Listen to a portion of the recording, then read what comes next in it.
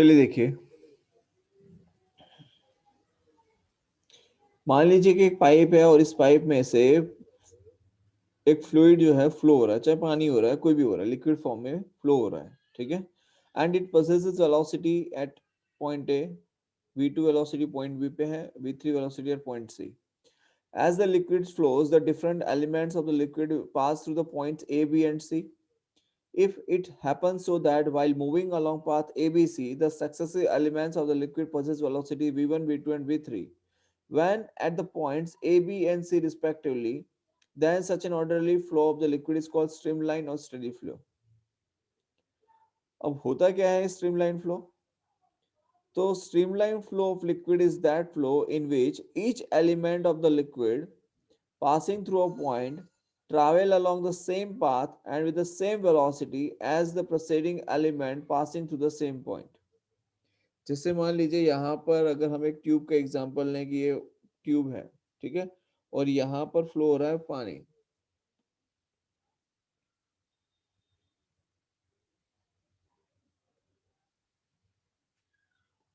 यहाँ पे water flow हो रहा है, ठीक है।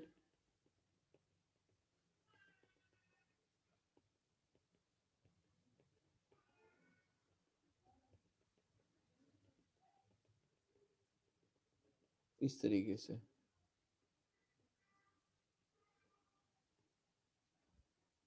और यहाँ पर हमने ले लिया कि एक पॉइंट है ए, दूसरा पॉइंट ले लिया हमने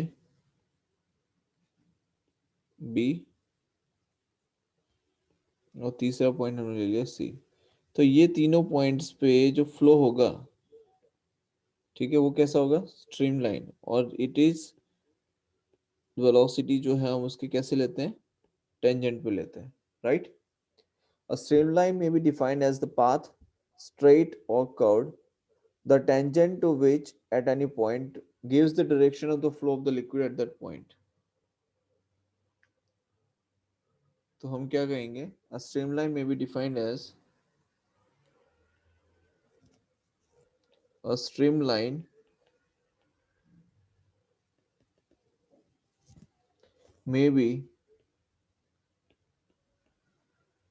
defined as the path straight or curved, straight or curved, the tangent to which the tangent to which at any point, at any point gives the direction of, gives the direction of flow of the liquid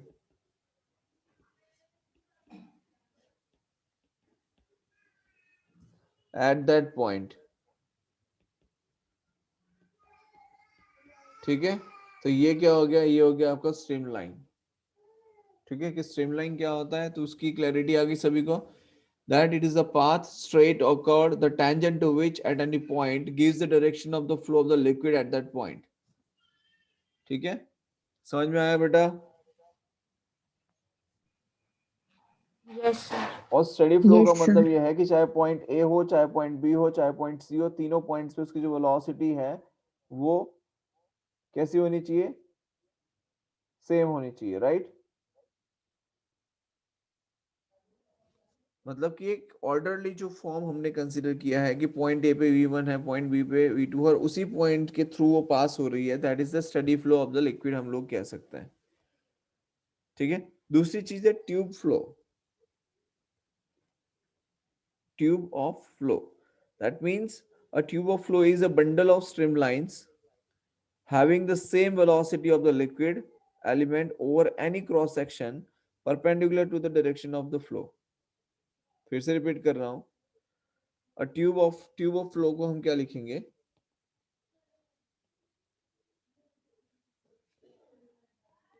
tube of flow, ठीक है। तो tube of flow को क्या लिखेंगे, तो it is a bundle of streamlines, क्या लिखेंगे, bundles of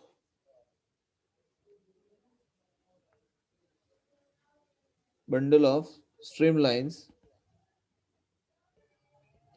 bundle of streamlines having the same velocity of liquid elements over any cross section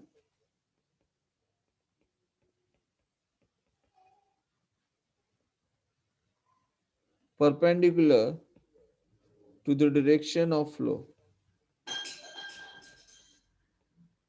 इसका मतलब समझिए कि देखो जैसे ये स्ट्रीम लाइन हो रही है, ये जो फ्लो है, जैसे मान लो एक स्ट्रीम गई, ये ऐसे एक स्ट्रीम गई, ठीक है, ऐसे बहुत सारी स्ट्रीम जो जा रही हैं, ठीक है, तो ये क्या हो गया, एक बंडल ऑफ स्ट्रीम लाइंस हो गई, and they are having the same velocity of the liquid elements over any cross section and perpendicular to the direction of the flow।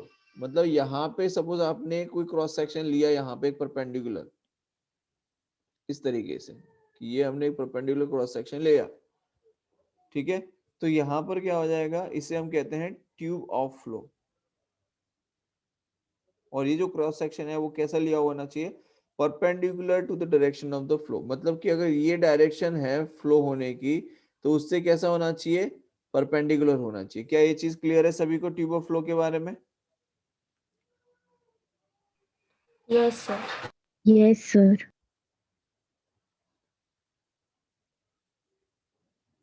Okay दूसरी चीज हम यहाँ पर एक चीज और समझे कि it has been found that a liquid can possess streamline motion only when its velocity is less than a limiting velocity।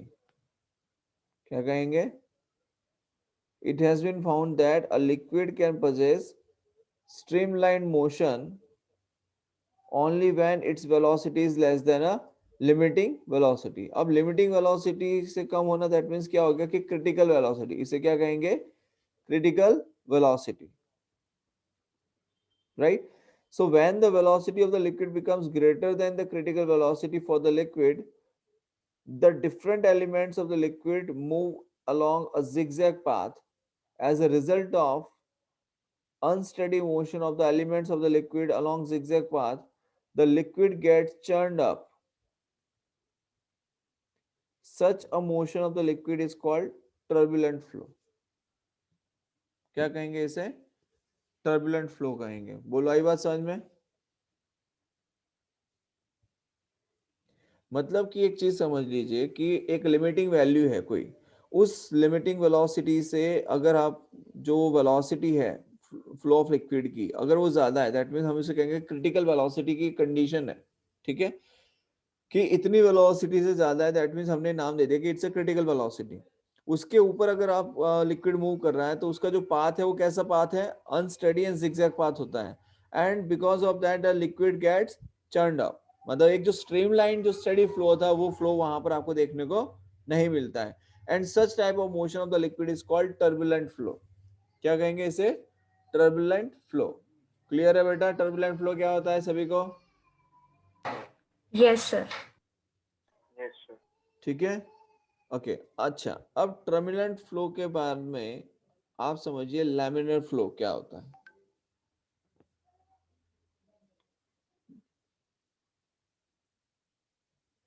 Laminar flow is basically अगर हम देखें तो it is similar to the streamline flow only. Laminar flow जो है it is again we can say it's similar to the streamline flow, ठीक है।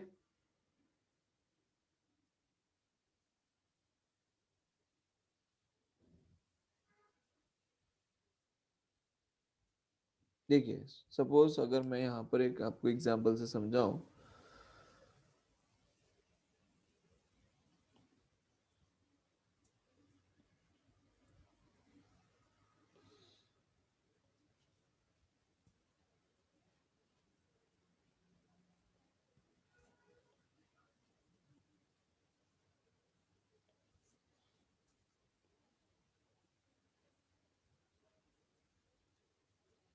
ठीक है, कुछ इस तरीके से।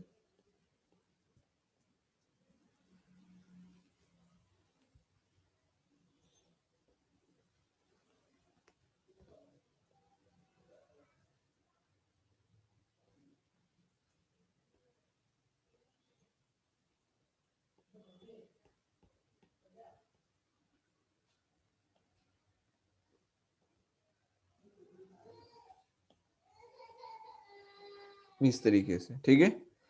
अब यहाँ पर दो डायग्राम मैंने आपको रिप्रेजेंट किए, तो आप यहाँ पे समझिए क्या बताना चाह रहा हूँ। A liquid flowing slowly and steadily behave as to be consisting of a number of laminae or layers one above the other। मतलब आप देखो यहाँ पर अगर ये फ्लूइड जो है वो स्लोली एंड स्टेडीली आगे मूव कर रहा है, मतलब इसकी स्पीड वगैरह सब ऑलमोस्ट सेम है, मतलब वो वेरी नहीं कर रही है, तो हम यहाँ पर ये कहेंगे कि यहाँ पर लेयर्स बनी हुई हैं, right. In case of a non-viscous liquid, the velocity of all the particles at any section of the tube is the same। अगर ये कैसा है liquid, if non-viscous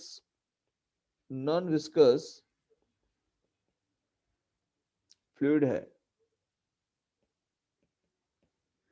तो इस केस में क्या होगा non-viscous वाले liquid में, कि यहाँ पर जितने भी पार्टिकल होंगे उन सभी पार्टिकल्स की स्पीड किसी पर्टिकुलर सेक्शन पे क्या हो सकती है, सेम हो सकती है, right. So for such a liquid, the velocity vectors of different elements of the liquid are equal। अब यहाँ पे देखो मैंने यहाँ पे वेक्टर साइन से रिप्रेजेंट किया है इसे, ये सारे कैसे रिप्रेजेंट किए मैंने, equal, these all are equal vectors, ठीक है। The velocity profile plane as shown in figure. और दूसरी जगह पर आप देखो कि अगर मान लो विस्कस लिक्विड है, ये कैसा है, विस्कस लिक्विड है, तो उस केस में क्या होगा। So in case of the viscous liquid, the velocity of the layer at the axis is maximum। अब देखो ये जो axis है, axis पे इसकी जो velocity है वो क्या आ रही है, maximum आ रही है। And as we go towards the wall of the tube, the velocity of the layer goes on decreasing। क्या हो जाएगा, velocity of the layer क्या हो रही होंगी, decrease हो रही होंगी, right। और ultimately we can say यहाँ पर तो क्या होगी, almost zero के आसपास होगी। समझ में आया। So the velocity profile of such a liquid is parabolic as we can see in the figure, and such a flow of the liquid is called laminar flow। तो ये जो फ्लो है उसे हम क्या कहेंगे, laminar flow of the liquid। बोलो clear है यहाँ तक। Yes, sir. इसमें कोई डाउट Yes, है sir. आपको। No, sir. No, No, sir. sir.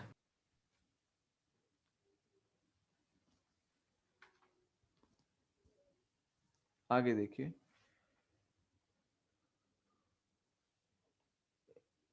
एक टर्म है जिसे हम कहते हैं रेनॉल्ड्स नंबर।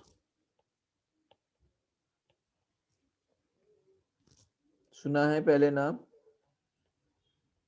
Reynolds number. क्या होता है रेनॉल्ड्स नंबर। तो Reynolds proved experimentally that in case of viscous liquid critical velocity को कैसे दिया जाएगा,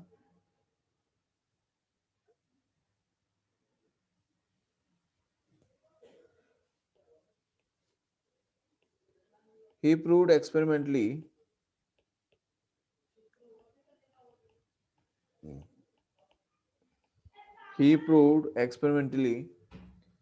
that in case of viscous liquid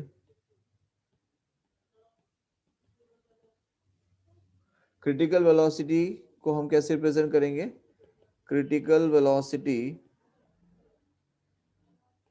is given by Vc is equals to, देखिए हम इसे लिखेंगे critical velocity n eta by rho into capital D।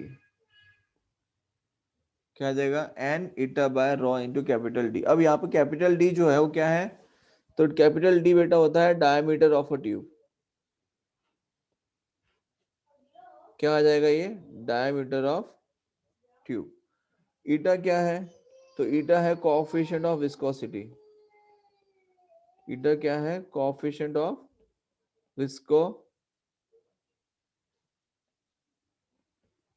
Viscosity, ठीक है। एंड रॉ क्या है, तो डेंसिटी एंड, तो रॉ है डेंसिटी, ठीक है। And capital N is a number,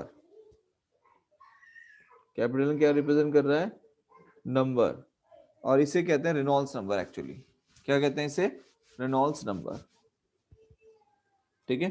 तो अगर आपसे पूछे नंबर, रेनॉल्ड्स नंबर, तो n is equal to we can say rho d into critical velocity by eta, ये रेनॉल्ड्स नंबर का फॉर्मूला बन जाएगा। बोलो आई बात समझ में। Yes, sir. अब ये Yes, sir. रेनॉल्ड्स नंबर क्या है वो समझो। तो देखो रेनॉल्ड्स नंबर के बेसिस पे आपको ये आइडिया लगता है कि जो फ्लो ऑफ लिक्विड हो रहा है वो किस टाइप का फ्लो है, समझ में आ रहा है।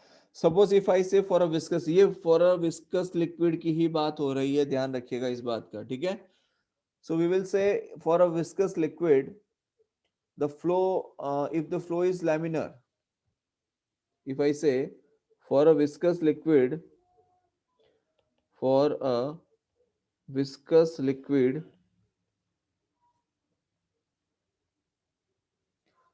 flow is laminar,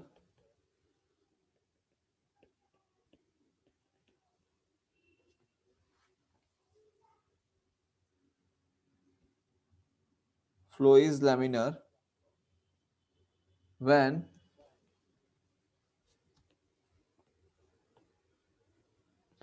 n की वैल्यू कितनी होनी चाहिए, when n lies between 0 to 2000,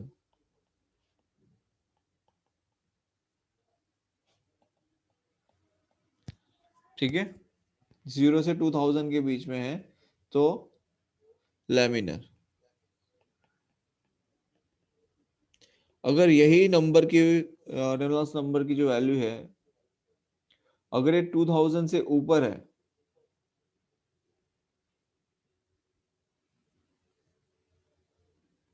तो वो क्या हो जाएगा, then it will be turbulent flow, ठीक है। and if n is between 2000 to 3000 के बीच में अगर है then it is unsteady।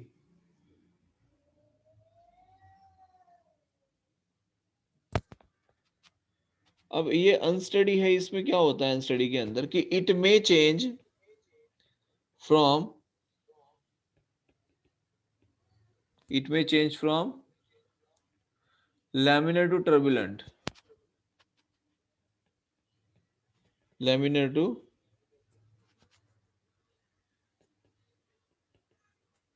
turbulent, और we can say vice versa. बोलो क्लियर है यहां तक।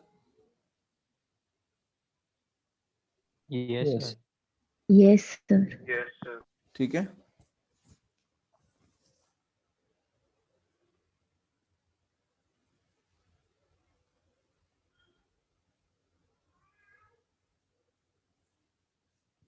आगे देखो यहां तक बेटा, किसी का कोई डाउट है। No. ठीक है, वेरी गुड। अब एक इक्वेशन को पढ़ेंगे जिससे हम कहेंगे इक्वेशन ऑफ कंटिन्यूटी। क्या नाम है, equation of continuity.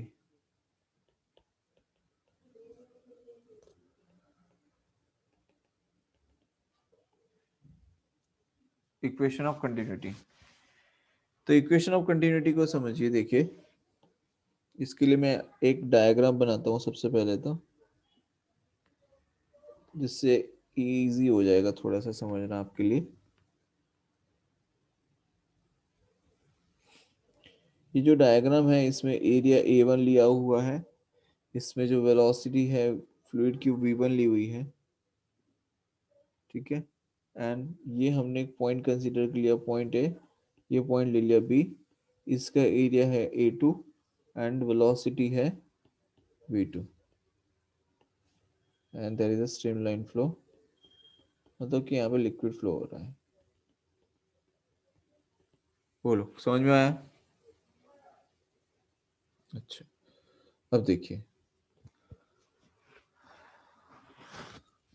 Liquid is flowing through the pipe A B of varying cross section. अब देखो क्रॉस सेक्शन एरिया देखो तो आप, ये पॉइंट ए का जो एरिया है ये बड़ा है, राइट? ये एरिया बड़ा है, एरिया छोटा है, A2 वाला छोटा एरिया है ना?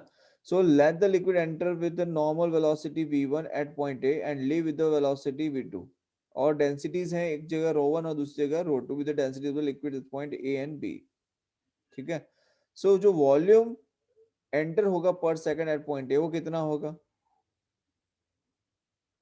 जो वॉल्यूम एंटर होगा वो कितना हो रहा होगा?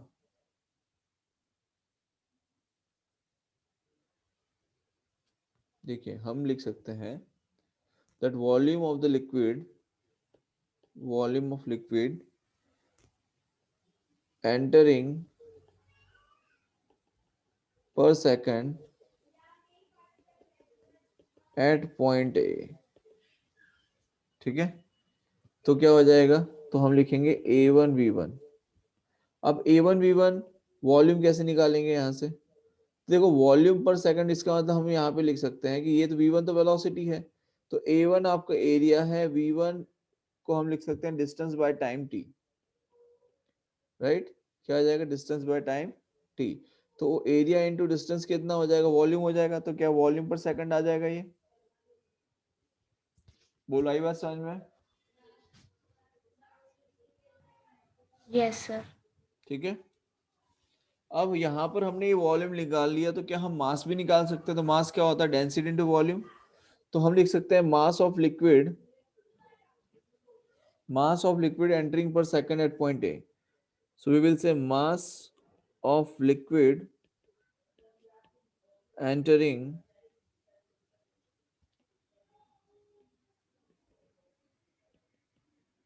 पर सेकंड एट पॉइंट ए। तो हम क्या लिखेंगे इसको?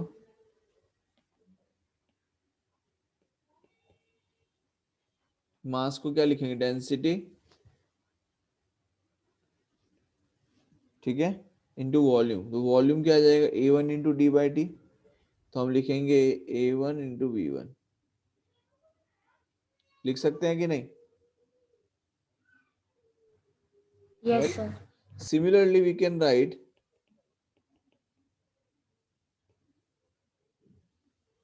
कि मास ऑफ द लिक्विड, क्या लिख सकते हैं? Mass of liquid leaving per second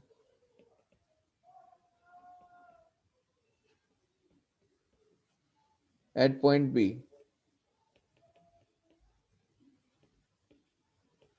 तो ये क्या आ जाएगा? Density ρ2, area A2, velocity v2। बोलो, आई बात समझ में? Yes, sir. अच्छा, Yes, अब sir. यहाँ पे एक समझो, अब ये जो पाइप हमने ए बी लिया है, अगर इसके अंदर से कहीं से पानी का सोर्स नहीं है या पानी कहीं पर सिंक नहीं हो रहा है, मतलब जो फ्लूइड है, नॉट ओनली वाटर, कोई भी फ्लूइड है सपोज, या कोई भी लिक्विड है, so we can see if there is no source or sink of the liquid along the length of the pipe, the mass of the liquid crossing any section of the pipe per second must be same। definitely जितना enter हुआ है उतना ही निकलेगा। अगर दूसरा कोई आपने source add नहीं किया है या कहीं से वो बाहर नहीं निकल रहा है, राइट, तो जितना आपने एंटर किया था उतना ही बाहर निकलना चाहिए। यस और no? Yes, sir. So we can compare both the equation and we can write that A1 V1 ρ1 equals to A2 V2 ρ2। What we can write? A1 V1 ρ1 equals to A2 V2 ρ2। यहां तक समझ में आया? अब आपको पता है कि भाई एक ही लिक्विड है तो डेंसिटी तो क्या होनी चाहिए? सेम होनी चाहिए, राइट? तो हम क्या लिख सकते हैं कि ρ1 इक्वल्स टू क्या हो जाएगा? ρ2 इक्वल्स टू ρ, तो ये तो कैंसिल हो जाएगा, तो रिमेनिंग क्या रहेगा? A1 V1 is equals to A2 V2, right? तो ये जो इक्वेशन बनी, this expression is known as the equation of continuity. इसे हम क्या कहेंगे? Equation of continuity. बोलो, क्लियर है यहां तक? दूसरा हम लोग लिख Yes, sir. सकते हैं V1 by V2 is equals to A2 by A1।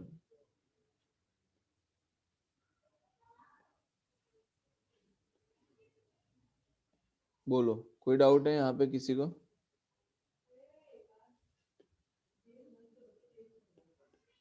No, sir. पक्का? No, sir.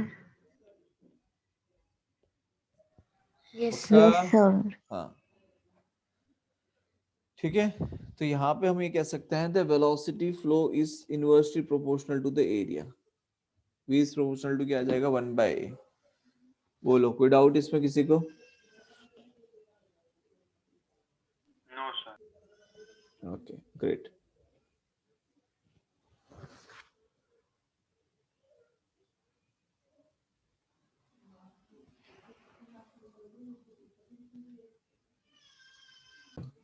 पढ़ा है बर्नौलीज थ्योरम के बारे में? यस और नो? बर्नौलीज थ्योरम के बारे में पढ़ा है क्या आप में से किसी ने?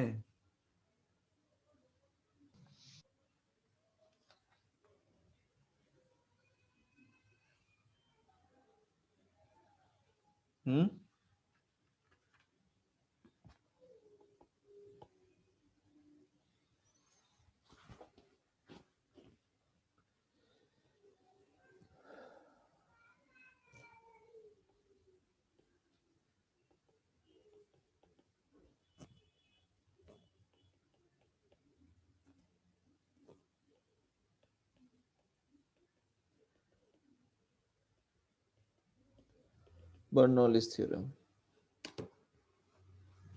तो देखो, सबसे पहले बर्नौली थ्योरम में क्या बताया गया, सबसे पहले वो समझिए। तो बर्नौली थ्योरम की बहुत ज्यादा इंपॉर्टेंस है in the branch of hydrodynamics, ठीक है। And it states that total energy of an incompressible and non viscous fluid, repeat कर रहा हूं, ध्यान से सुनिएगा। It states that total energy of an incompressible and non-viscous fluid in steady flow through a pipe remains constant throughout the flow, provided there is no source or sink of the fluid, provided there is no source or sink of the fluid along the length of the pipe। समझ में आया?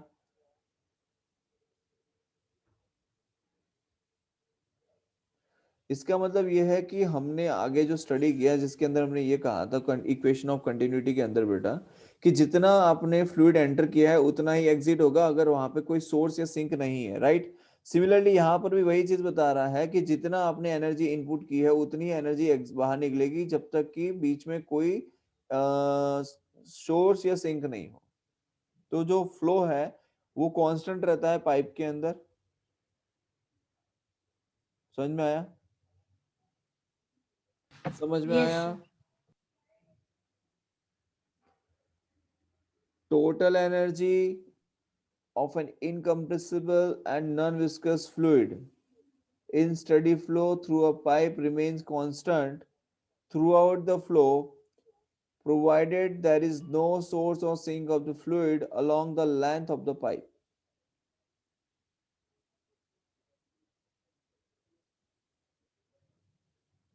और इस statement के अंदर assumption ये किया गया है that there is no loss of energy due to friction।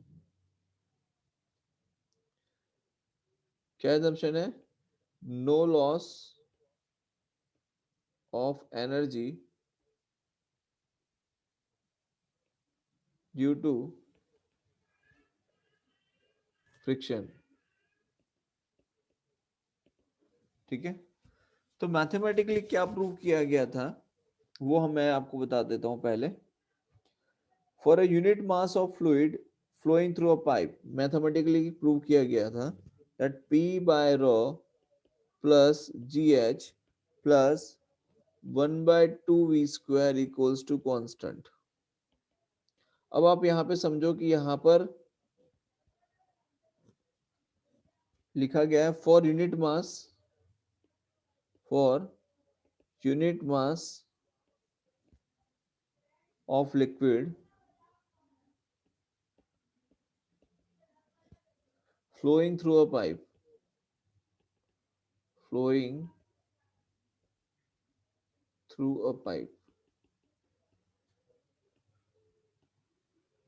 ठीक है। तो अगर यहाँ पर आप समझो एक चीज को, इस इक्वेशन को तो ठीक हमें याद रखना ही है, लेकिन आप समझो कि अगर मैं इस GH को मास से मल्टीप्लाई कर दूंगा तो क्या हो जाएगा, mgh हो जाएगा। क्या ये 1/2 V स्क्वायर जो है इसको अगर मैं मास से मल्टीप्लाई करूंगा तो क्या हाफ mv स्क्वायर हो जाएगा? यस और no? Yes, sir. Right. Yes. mgh क्या है? तो क्या ये पोटेंशियल एनर्जी है? हाफ mv स्क्वायर क्या है? तो क्या ये काइनेटिक एनर्जी है? बात आ रही है समझ में? Yes, Yes, sir. sir. Yes, sir. तो it's one type of energy. ये क्या है बेटा? एनर्जी का फॉर्म है, राइट? समझ में आ रहा है? Yes, sir. और ये P Yes, by sir. Rho जो है वो क्या है? Pressure energy. क्या है P by rho? Pressure energy. ठीक है। अब इसका प्रूफ देखते हैं कि प्रूफ कैसे करना है, तो समझिए।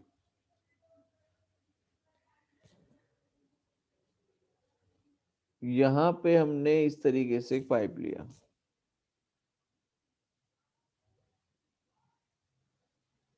कुछ इस तरीके से।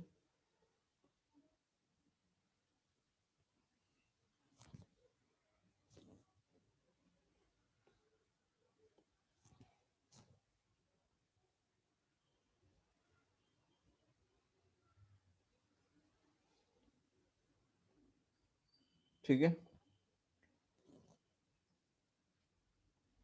Like this. और ये हमने ग्राउंड ले लिया।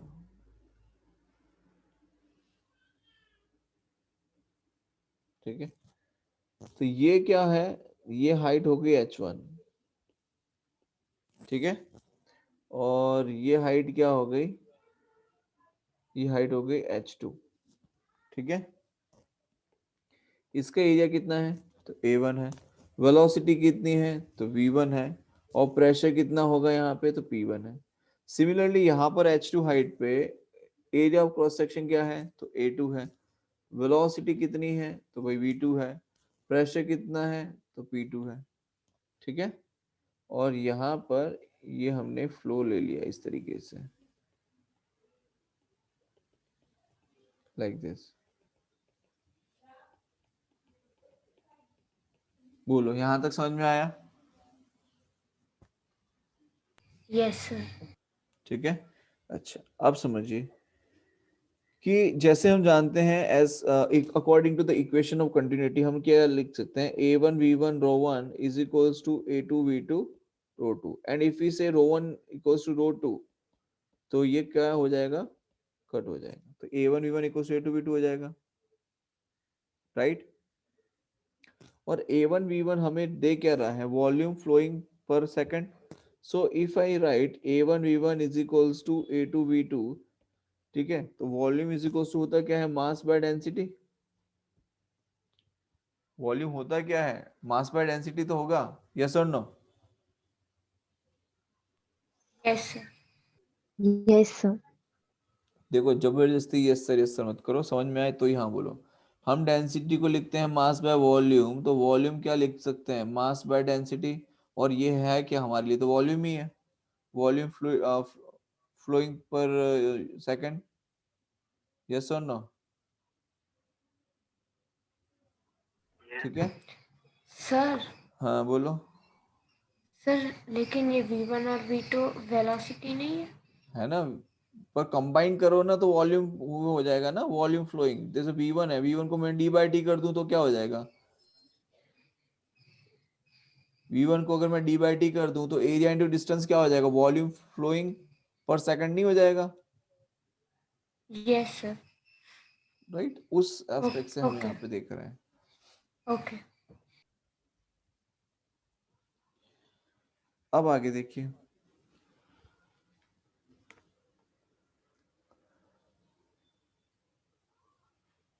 the pressure energy exert a force P1 A1 on the liquid at the end A.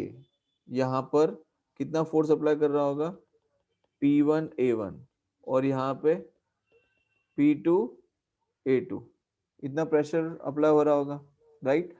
So if I से work done per second on the liquid at the end A, अगर आपसे पूछा जाए वर्क डन क्या होता है, तो force into work done क्या लिखते हैं, फोर्स इनटू डिस्प्लेसमेंट. तो यहाँ पर अगर हम लिखे दैट वर्क डन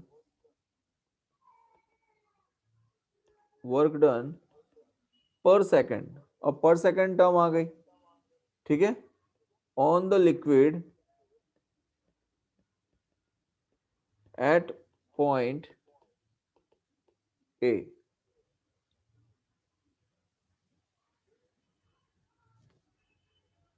तो हम क्या लिखेंगे इसको, तो P1 A1 V1. कैसे, तो देखो ये तो आपका फोर्स हो गया, और डिस्प्लेसमेंट देखो हम क्या लिखते हैं कि फोर्स इनटू डिस्प्लेसमेंट, राइट. तो डिस्प्लेसमेंट तो वर्क डन होता है, लेकिन हमें क्या चाहिए, वर्क डन पर सेकंड, तो टाइम t. तो V1 को क्या हम d/t लिख सकते हैं. Yes, sir. तो हमें क्या मिल जाएगा, ये वर्क डन पर सेकंड मिल गया. Yes.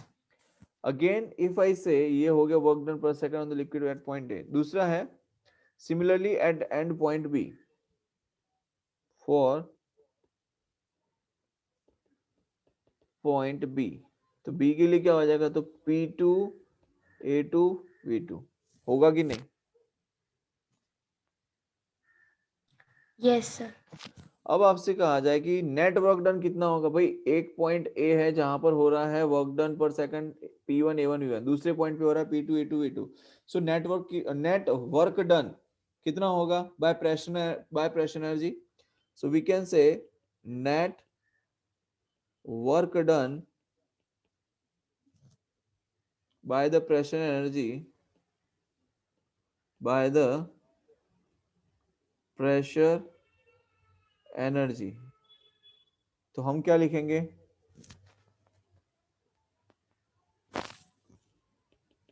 P1 A1 V1 minus P2 A2 V2 लिख सकते हैं कि नहीं.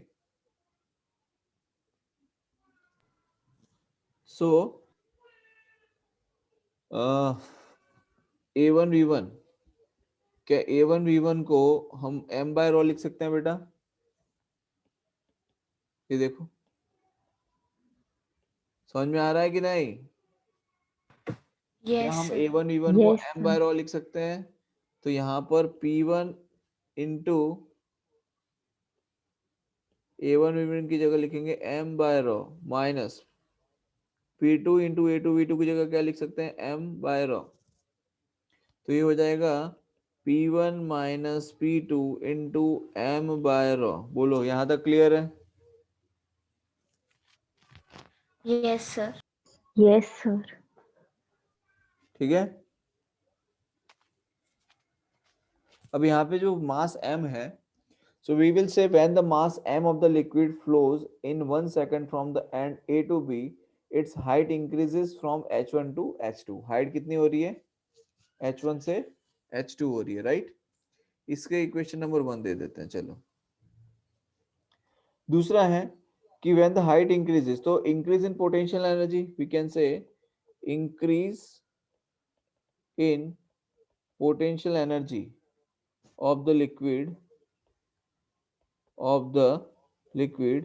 per second. तो पोटेंशियल एनर्जी कितनी इंक्रीज हो रही है, सो वी कैन से कि mgh2 माइनस mgh1 लिख सकते हैं. तो हो जाएगा mg into h2 minus h1. ये आ गया इक्वेशन नंबर 2. ठीक है.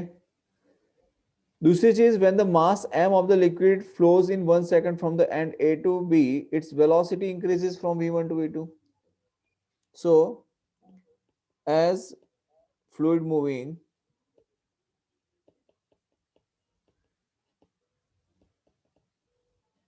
its velocity increases.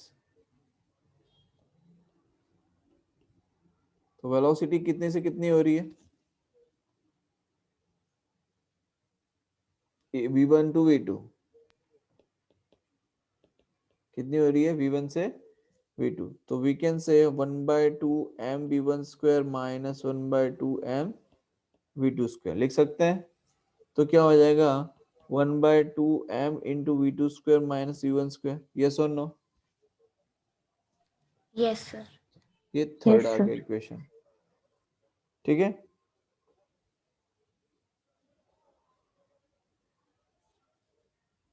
अब as per the law of conservation of energy, we all know that कि work done by the pressure energy per second, what we can say, work done by the pressure energy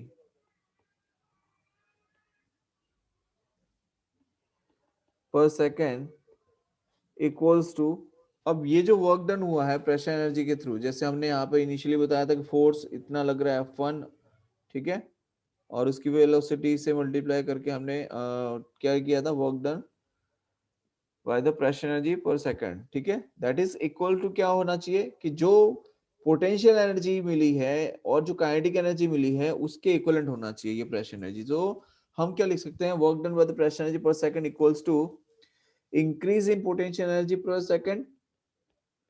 क्या लिख सकते हैं? Increase in potential energy per second और increase in kinetic energy per second लिख सकते हैं. सो यहां पर देखिए क्या लिखेंगे, P1 minus P2 into M by rho equals to mg into H2 minus H1 plus 1/2 into m into V2 square minus V1 square. ये इक्वेशन बन गई हमारे पास में. अब यहाँ पर m m m तीनों को हटा दें तो क्या बन जाएगा, P1 by rho minus P2 by rho is equals to g times of H2 minus g times of H1 plus 1/2 V2 square minus 1/2 V1 square. ठीक है, तो ये क्या हो जाएगा, P1 by rho plus GH1, इसको यहाँ ले आए और ये माइनस वाले को भी यहाँ ले आएंगे तो plus 1/2 V1 square equals to क्या हो जाएगा, ये माइनस P2 बाय रो है उसको इधर ले जाएंगे तो P2 बाय रो और GH2 तो है ही यहाँ पे प्लस GH2 और हाफ V2 स्क्वायर भी यही है तो 1/2 V2 स्क्वायर. बोलो आई बात समझ में? Yes. Yes, sir. Yes, sir. Yes, यहाँ sir. तक कोई डाउट है अभी किसी को? No, sir. No, पक्का? sir. Yes, sir. ठीक है.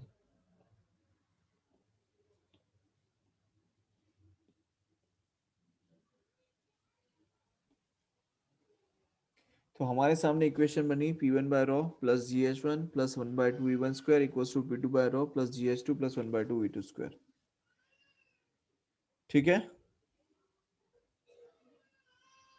यहां से हम ये कह सकते हैं कि P जो बेसिक जो फॉर्मूला हमारा बन जाएगा वो क्या है, देखिए we can say that P by rho plus GH plus 1/2 V square equals to constant.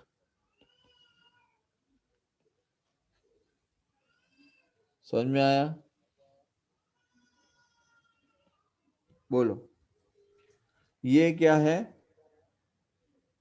Bernoulli's theorem का प्रूफ और ये उसका फॉर्मूला है. बर्नौलीज थ्योरम का। यहां तक किसी को कोई डाउट है तो पूछ ले पहले, फिर हम आगे बढ़ेंगे यहाँ से।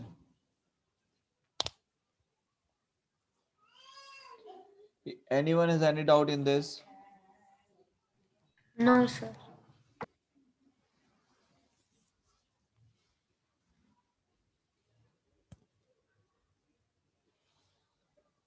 बोलो जल्दी।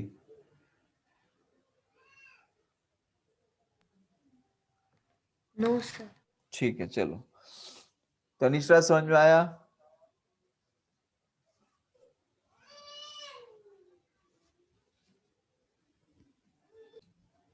तो we can say flow of a liquid through an orifice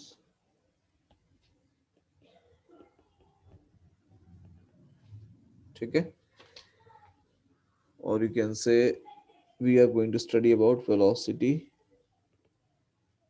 of efflux ठीक है। अब यहाँ पर क्या है कि देखिए, जैसे हम लोगों ने यहाँ पर एक ऐसे बीकर टाइप ले लिया है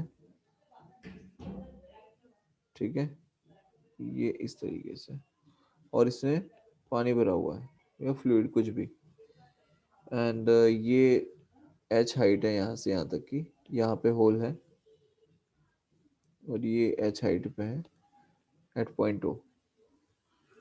v वेलोसिटी से फ्लूइड बाहर आएगा और इसकी जो रेंज है वो होती है r, यहाँ पे कहीं आके गिर रहा होगा कुछ इस तरीके से ठीक है। समझ में आ रहा है बेटा? Yes, sir. ठीक है। So as the liquid escapes through the orifice, the free surface of the liquid falls in the vessel. However, if the vessel is quite wide, the velocity of the fall of the free surface of the liquid will be almost zero.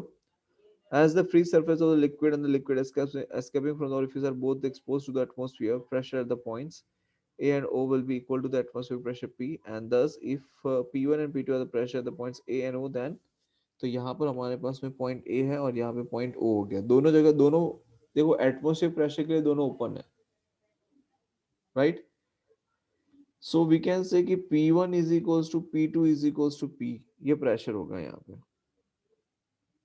And velocities की अगर हम बात करें तो ये जो point है ए, इस पॉइंट ए पे वेलोसिटी कितनी है, तो यहाँ पे वेलोसिटी तो जीरो है और यहाँ पे वेलोसिटी कितनी होगी, तो v2 इक्वल्स टू v होगी, तो v1 will be zero at point A and V2 is equals to V at point O ठीक है। और अगर हम H1 H2 हाइट्स की बात करें तो फॉर H1 मतलब कि एट पॉइंट A हाइट कितनी होगी 4 A। H1 अगर हाइट हम ले तो कितना होगा H प्लस, इसको मान लेते हैं H डैश ले लेते हैं और ये H है, तो ये हाइट कितनी होगी, ये टोटल हाइट H1 अगर हम ले रहे हैं तो क्या आएगा H plus H dash, yes और नो।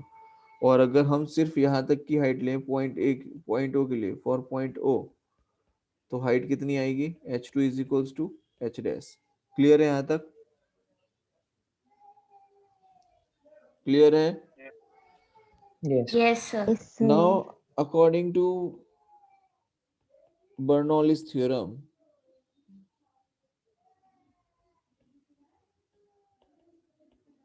ठीक है, हमारे पास में फॉर्मूला है P1 by rho plus half V1 square plus GH1 is equals to P2 by rho plus half V2 square plus GH2। Now we have the values and आपको V1 की value put करनी है, V2 की करनी है, H1 की करनी है और H2 करनी है।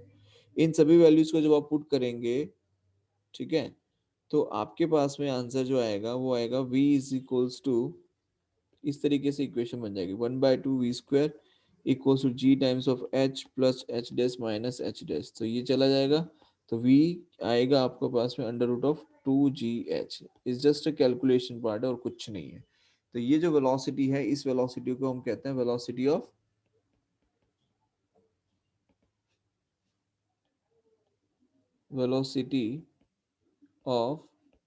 ई फ्लक्स बोलो, आई बात समझ में? और इसे Yes, कहते हैं sir. The Yes, sir. Velocity v with which the liquid leaves the orifice. It is called velocity of efflux. Repeat कर रहा हूं,